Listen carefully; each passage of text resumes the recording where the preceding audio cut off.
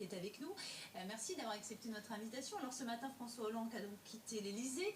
Emmanuel Macron a pris ses fonctions une semaine donc après son élection. Sur cette image, on voit l'ancien président François Hollande souhaiter bon courage à son successeur. C'est vrai, voilà, on le voit qui lui dit bon courage.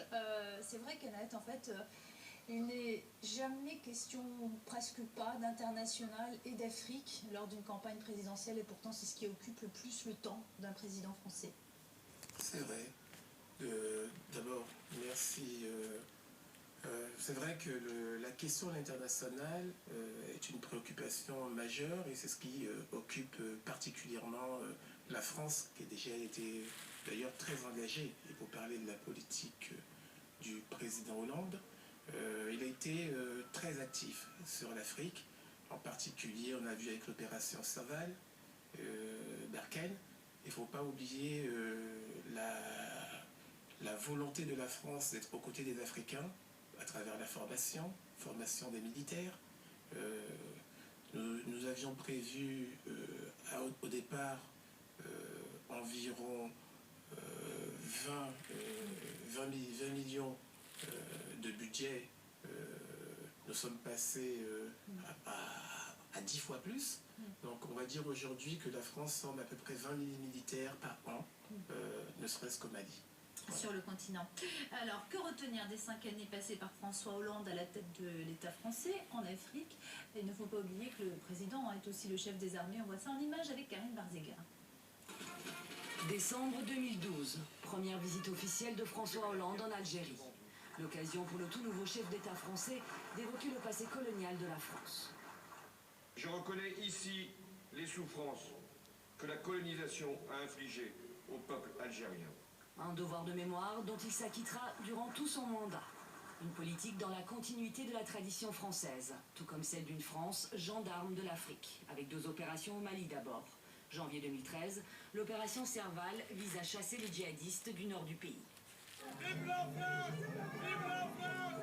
François Hollande est alors accueilli en héros à Tombouctou libéré. Que je viens sans doute de vivre la journée la plus importante de ma vie politique. Suit l'opération Barkhane, une vaste mission antiterroriste au Sahel, le plus grand théâtre d'opérations françaises depuis la Seconde Guerre mondiale. Autre intervention militaire, cette fois en République centrafricaine. Là encore, l'opération Sangaris vise à protéger les civils et à empêcher les massacres. Mais tout comme Barkhane, Sangaris s'enlise. On tue un musulman devant la France. L'armée française n'intervient pas. 4 ans plus tard, les tensions et les menaces persistent au Sahel comme en Centrafrique. Au fil des opérations, le chef de guerre François Hollande a dû composer avec la realpolitik et s'allier à des dirigeants bien controversés. Lui souhaitait rompre avec la France-Afrique. Selon certains de ses alliés africains, il y est parvenu. De tous les chefs d'État français, il aura été celui dont le rapport à l'Afrique aura été le plus sincère, le plus loyal. Mais de l'aveu même du président français, son mandat lui laisse un goût d'inachevé. Kenneth Jensen, vous pensez, oui, que François Hollande, à la fin de son mandat, a été rattrapé par la réelle politique, comme on dit, par exemple en faisant pas beaucoup de commentaires suite à l'élection manquant de transparence au Tchad, ou encore à d'autres élections sur le continent, notamment au Congo-Brazzaville? Oui, en effet, sur le volet des élections, ce qu'on peut appeler le volet démocratique, là, François Hollande n'a pas apporté une plus-value sur le continent, autant en matière militaire, sur les dossiers régaliens. Je l'ai dit tout à l'heure, des moyens conséquents ont été donnés à l'Afrique. Nous sommes passés de 4 milliards par an sur 5 ans. Donc on compte quand même, on peut dire ça s'est jamais vu, ne serait-ce que pour le Mali. Et puis c'est un pays qui était menacé de disparaître quand même, avec le terrorisme. Le terrorisme qui est un sujet majeur. Comment vous expliquez qu'en fait, tout d'un coup, la réelle politique l'a rattrapé? C'est le fait, par exemple, que pour le Tchad, on avait besoin des troupes tchadiennes pour maintenir la sécurité, notamment au Sahel, entre autres, mais aussi contre Boko Haram. Oui, je pense que ce sont des dossiers complexes. On pourrait dire la même chose pour la Centrafrique, pour anticiper, puisqu'on dit qu'aujourd'hui on a porté la paix en Centrafrique, mais on sait très bien que tout est loin d'être réglé. D'accord. Alors une page se tourne, désormais place à Emmanuel Macron. Alors justement, qu'attend-on au Mali du nouveau président français? On écoute le ministre des Affaires étrangères du Mali. Pour un pays comme le Mali, la première chose qui vient à l'esprit, et je suis conscient que le président élu Emmanuel Macron aussi, c'est au centre de son action, en tout cas de ses plans et de sa vision, c'est la question de la paix, de la sécurité et de la lutte contre le terrorisme. Je sens que ça doit être vraiment un axe prioritaire de collaboration. Les émissaires du président Macron, président élu, sont venus au Mali et nous ont réitéré leur désir de poursuivre la collaboration, et surtout dans le cadre du G5 Sahel, qui réunit les 5 pays du Sahel, et faire en sorte que la lutte contre le terrorisme puisse continuer à être un axe important, et en faisant cela, tout en reconnaissant le sacrifice des forces françaises qui sont présentes ici, il est important que nous travaillions aussi à bâtir des capacités africaines pour prendre en charge la sécurité. Voilà des propos recueillis par notre correspondant au Mali, Karao Magassin, et vous pourrez retrouver l'intégralité de cette interview sur la page Facebook de votre journal Afrique. Kenneth Johnson, le nouveau président français, il pourrait peut-être bien faire son premier voyage en terre africaine en allant voir les troupes dans le Sahel. La question militaire, elle reste très centrale dans la relation entre la France et l'Afrique. Pourquoi l'Europe n'entre-t-elle pas en jeu?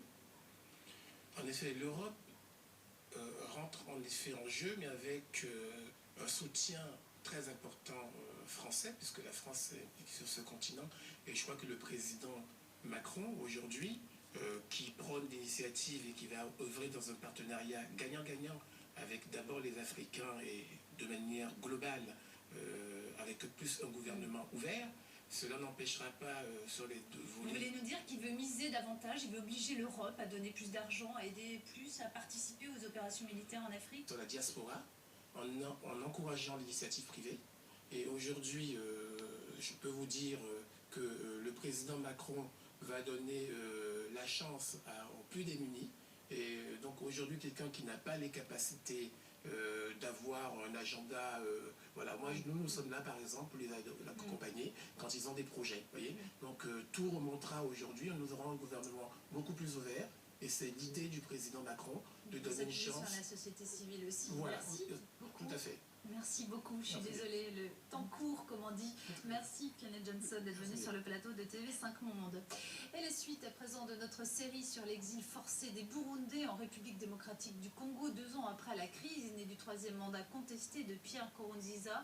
Eh bien les réfugiés vivent dans des conditions très difficiles, mais aussi dans la peur des Imbonerakure, ces miliciens proches du pouvoir qui ont infiltré le camp de réfugiés de Lusenda.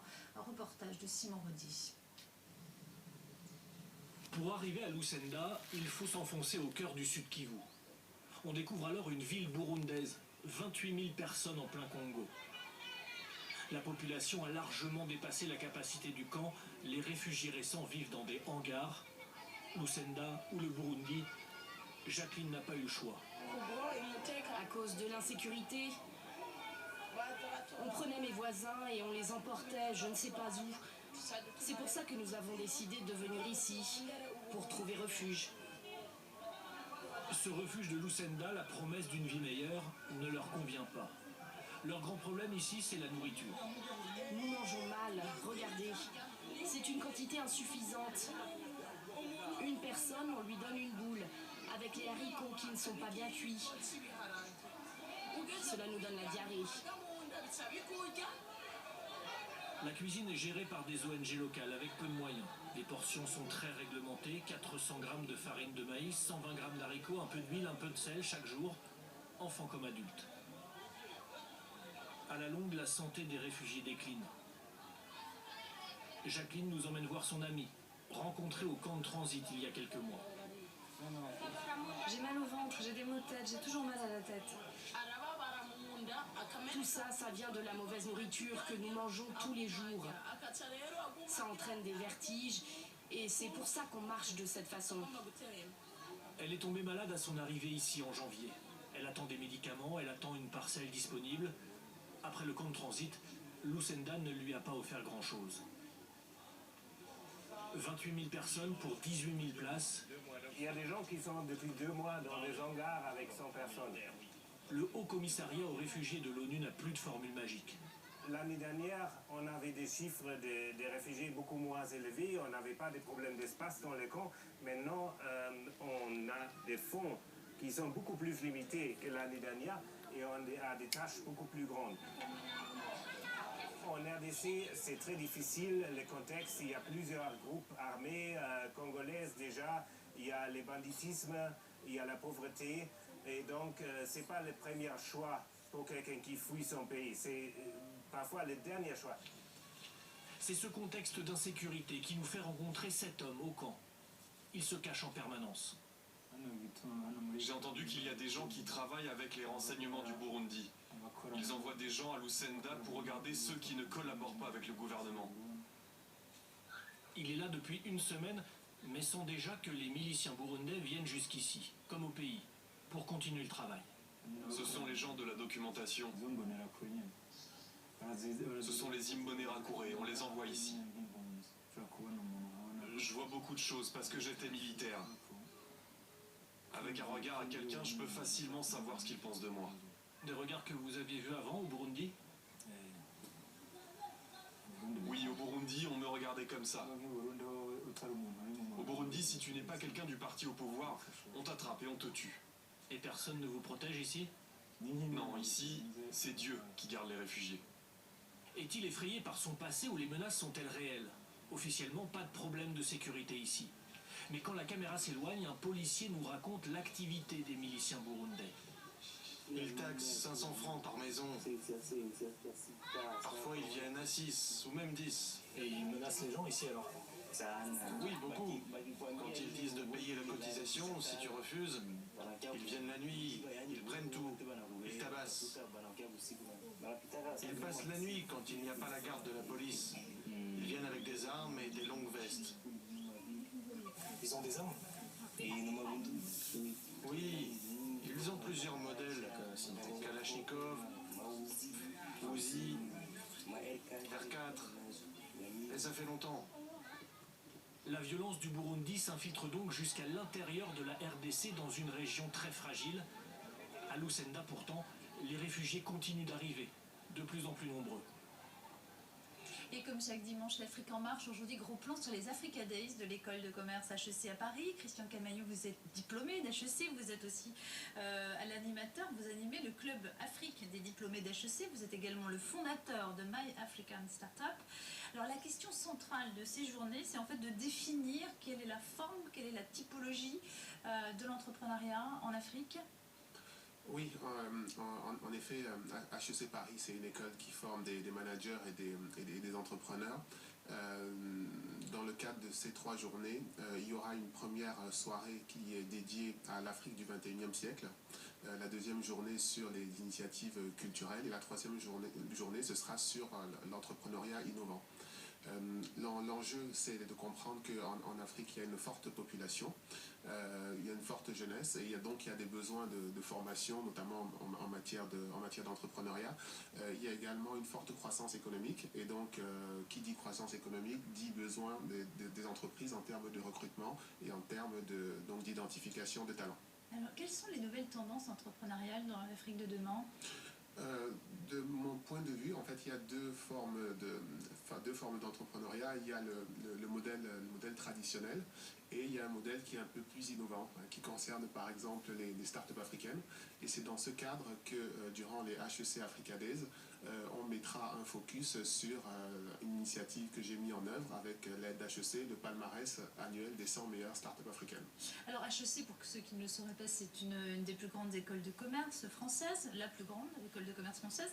Il y a des besoins spécifiques sur le continent en matière justement de commerce et de formation au métier du commerce? Oui, il y a des besoins spécifiques. En fait, HEC, en effet, c'est une école parisienne, mais l'enjeu, c'est de pouvoir apporter de la formation à ceux qui ne peuvent pas se déplacer à Paris. Et dans le cadre de cet objectif, HEC a mis en place un programme, un master en ligne spécialisé en entrepreneuriat et innovation qui est accessible à tout le monde, y compris aux Africains.